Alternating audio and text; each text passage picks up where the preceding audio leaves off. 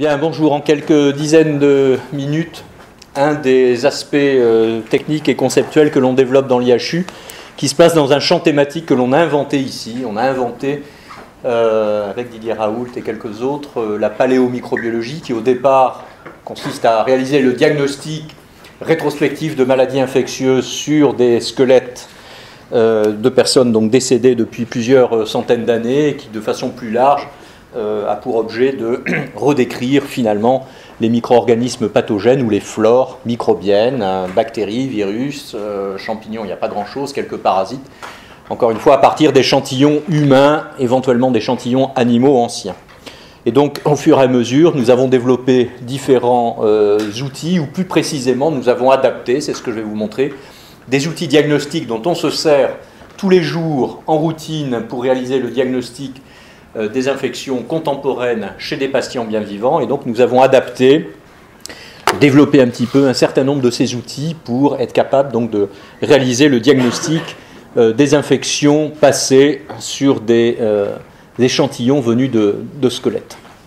Une partie de ce que je vais vous présenter est née ici, peut-être de façon non fortuite, parce qu'il se trouve que, comme vous le savez peut-être, j'ai travaille dans un bureau commun qui est situé au 4e étage, et il se trouve que dans ce bureau commun, il y a, qui travaille avec moi dans ce bureau, il y a M. Parola depuis 24 heures, donc il ne figure pas assis, finalement.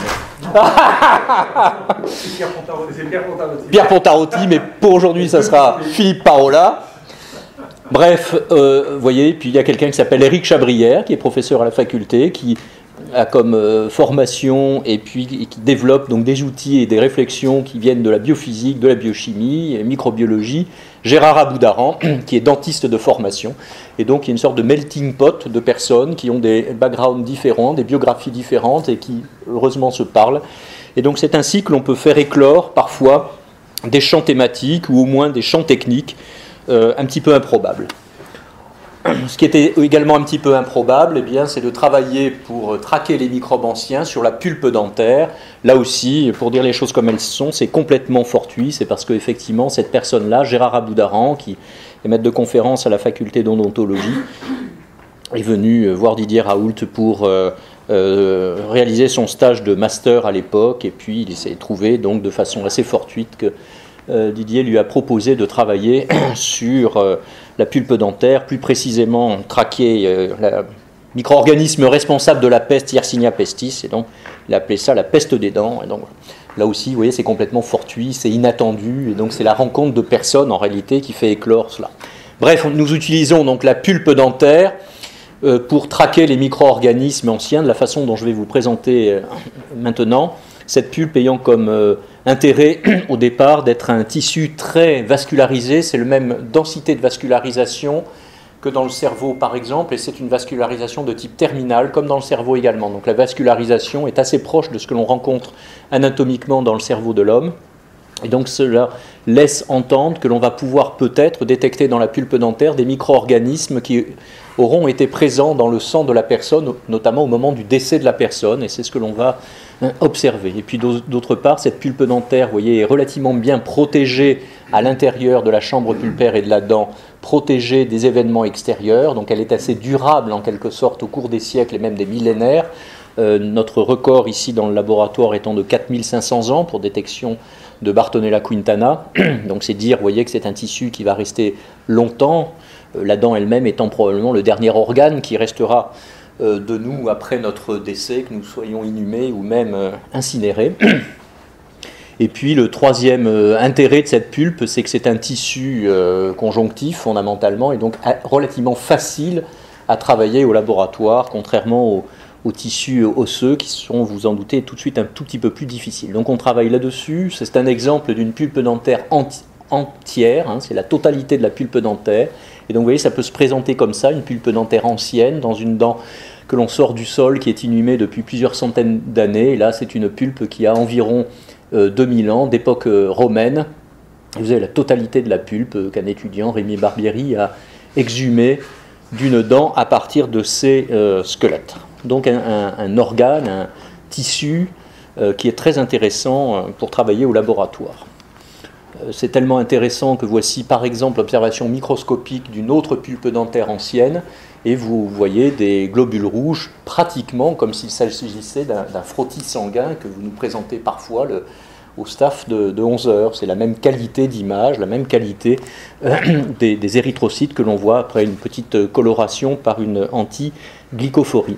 Donc cette pulpe, vous voyez, permet d'accéder au tissu lui-même, aux cellules qui la composent et donc aux protéines que contient cette pulpe. Et comme je vous l'ai dit, dans la pulpe, il y a la vascularisation. On va pouvoir donc accéder aux protéines qui sont présentes dans le sérum, et vous en doutez, notamment aux immunoglobulines. Donc cette pulpe peut être travaillée de différentes façons.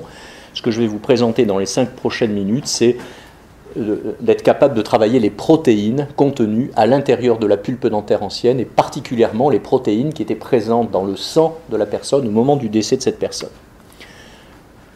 On a donc mis en place de façon originale, parce que les protocoles n'existaient pas vraiment dans la littérature, on a mis en place un protocole essentiellement qui nous permet d'extraire les protéines de la pulpe dentaire ancienne, et à partir de là, on peut les travailler de différentes façons. On les a eu travaillés par méthode ELISA, on a réalisé un travail par immuno-PCR que l'on est en train d'ailleurs de réimporter à nouveau chez nous pour de nouveaux développements, et puis on peut donc chercher les protéines par elles-mêmes, par les méthodes, encore une fois, que l'on utilise pour le diagnostic actuellement, donc en réalisant soit des analyses en MALDI-TOF, soit plus précisément une spectrométrie de masse avec un instrument un petit peu différent, qui est un instrument qui est là, qui est le cousin germain des MALDI-TOF que vous voyez dans le laboratoire de diagnostic. Bref, on a une capacité à analyser par ces méthodes de spectrométrie de masse les protéines présentes dans la pulpe dentaire ancienne.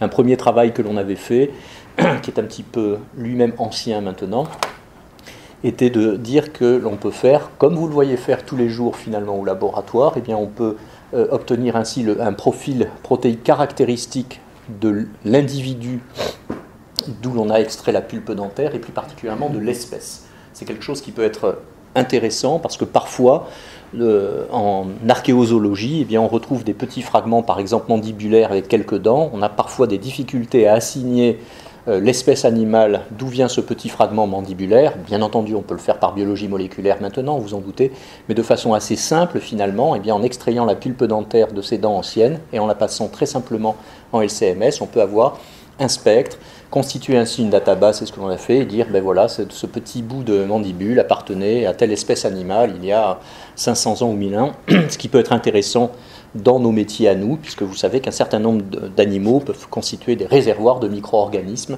et donc par exemple, pour ce qui nous concerne, des travaux que l'on a fait sur des chats anciens, qui peuvent constituer un des réservoirs de bactéries que l'on appelle Bartonella, qui peuvent être pathogènes pour l'homme. Donc voilà un exemple, vous voyez, dérivé de je sais extraire les protéines de la pulpe dentaire ancienne, et donc je sais identifier maintenant l'espèce mammifère dont ces dents sont issues, et donc on peut utiliser tous les outils que l'on utilise actuellement tous les jours pour réaliser ce type d'analyse. Deuxième chose, eh bien, au-delà des protéines de l'individu qui permettent de réidentifier l'individu, on peut traquer des protéines de micro-organismes qui, comme je vous l'ai dit, étaient présents dans le sang au moment du décès. Et bien entendu, un de nos sujets favoris depuis 25 ans, c'est la peste, maladie infectieuse mortelle provoquée par la bactérie Yersinia pestis. Et dans cet exemple, qui est un exemple local, Saint-Mitre-les-Remparts, je pense que vous voyez tous que c'est une commune voisine de Marseille, à l'ouest de Marseille, le long de l'étang de Berre.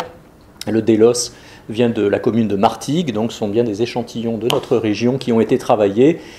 Et après extraction des protéines des pulpes dentaires, cette fois-ci humaines, eh bien nous avons pu détecter des peptides caractéristiques spécifiques de la bactérie Yersinia pestis, et donc réaliser un diagnostic rétrospectif de mort par peste chez ces individus.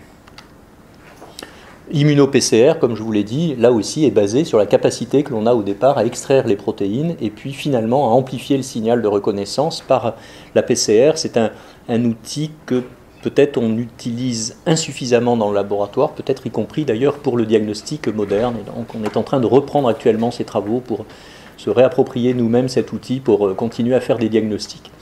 Donc on a une capacité à détecter un très grand nombre en réalité de molécules, et lorsque l'on regarde rapidement la liste, il y a d'une part des molécules peptidiques, protéiques qui viennent du tissu conjonctif de la pulpe dentaire, et d'autre part des protéines qui sont clairement issues du sang.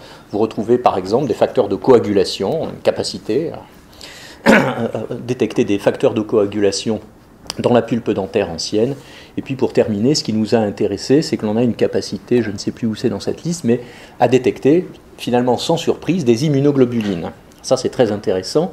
Si l'on est capable de détecter des immunoglobulines, eh bien on doit être capable de faire de la sérologie, que l'on a appelé donc de la paléosérologie, et donc là d'accéder à un monde nouveau finalement pour nous, de faire du diagnostic indirect des maladies infectieuses, mais éventuellement d'autres maladies. Vous savez qu'il y a d'autres maladies non infectieuses de l'homme pour lesquelles la sérologie constitue en tous les cas l'outil diagnostique de première ligne. Et donc on accède là à une capacité diagnostique nouvelle si l'on est capable de faire ça. Donc on s'est inspiré de travaux du siècle dernier, de la mise au point par Didier Raoult et Greg Dash d'une technique finalement de miniaturisation, si vous voulez, de la sérologie par Western blot, appelée line blot. Et donc on a utilisé cet outil line blot pour l'appliquer finalement à la détection d'anticorps présents dans la pulpe dentaire ancienne. Donc on a dérivé ça en paléosérologie, et je vais terminer là-dessus. Donc voilà ce que ça donne, c'est quelque chose que l'on est en train de finir d'écrire pour le soumettre pour publication. Mais donc ça marche. Et donc, on est capable, en miniaturisant le plus possible le système de line blot, simplement pour réduire le volume de sérum que l'on a à introduire dans le système, parce que, ceci étant, bien entendu, à partir d'un échantillon pulpaire, on ne peut pas obtenir des quantités de sérum, de paléosérum importantes. Donc, on a miniaturisé le plus possible les choses en bricolant. Mais ceci étant, le bricolage étant fait, eh bien ça fonctionne. On a une capacité, donc effectivement, à détecter des anticorps spécifiques de tel ou tel micro-organisme dans de la pulpe dentaire, à partir de pulpe dentaire ancienne, en introduisant des témoins qu'il est peut-être utile que vous connaissiez. Le staphylocoque doré, par ses protéines M et A, a la capacité à accrocher n'importe quelle immunoglobuline de façon non spécifique. Donc c'est un témoin de présence d'immunoglobuline dans l'échantillon que vous allez déposer. Et donc ça donne cette bande-là. Le lait écrémé servant au contraire là de témoin négatif. Et donc on attend un non-accrochage sur le lait écrémé, et puis après, eh bien, on a préparé nos antigènes des différents micro-organismes, et pour ceux qui savent un petit peu, vous voyez que ces micro-organismes ont un point commun, d'être vectorisés par le pouls de l'homme, et donc on a donc mis en place une paléosérologie des maladies infectieuses anciennes transmises par les pouls de corps, et donc la capacité à détecter des anticorps probablement spécifiques de Quintana, de Recurrentis, de la peste et du typhus épidémique.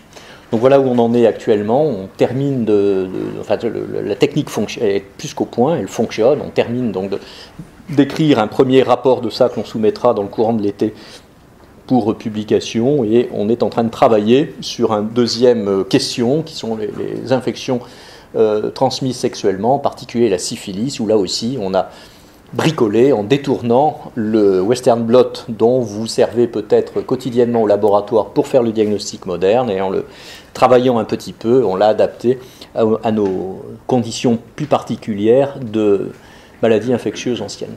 Donc, de mon point de vue, cette approche, vous voyez, de multiplex paléosérologie est un outil en plus. Il ne s'oppose pas, bien entendu, au diagnostic direct, mais c'est un outil complémentaire qui est dans nos mains maintenant pour aller à la recherche des maladies infectieuses anciennes, éventuellement d'autres maladies, permettant donc de dépasser les quelques limites qui existent à la recherche des acides nucléiques anciens, en particulier pour le moment.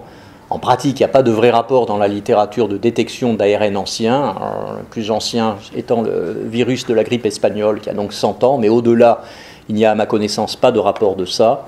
Et donc, bien entendu, on devrait avoir là une capacité, par exemple, à faire de la paléosérologie de la grippe. Et puis, donc, avoir une approche qui est celle que vous voyez utilisée pour le diagnostic moderne, une approche syndromique, puis éventuellement peut-être des développements pour d'autres collègues dans le domaine des maladies non infectieuses.